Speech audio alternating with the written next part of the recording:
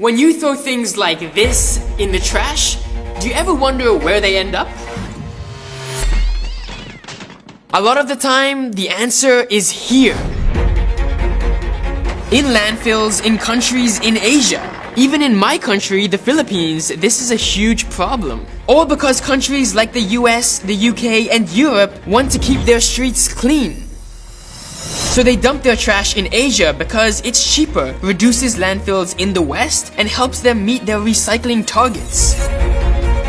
But this is the story of an Asian country that refuses to be their trash bin. Hello from Sri Lanka!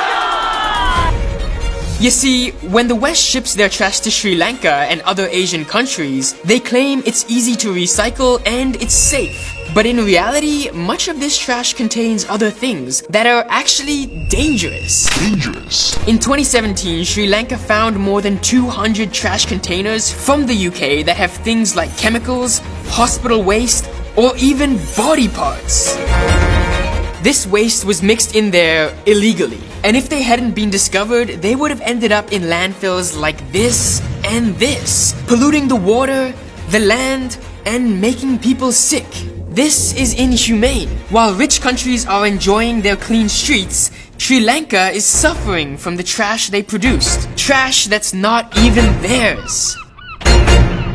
But here's the good news worthy of sharing. Sri Lanka stood up to do something about it. They said, "We don't want your trash anymore," and demanded the UK take it back. This was a court battle that lasted 2 years, and Sri Lanka finally won. And from this month, November, they will start shipping these containers back to where they came from.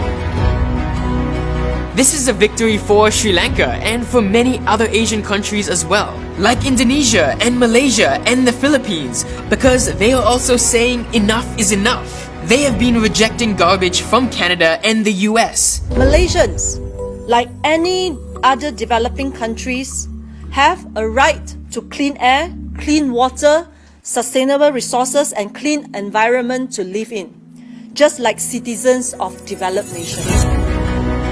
And this has forced Western countries to make better recycling facilities so they can deal with their own trash in their own country. The battle is not over yet.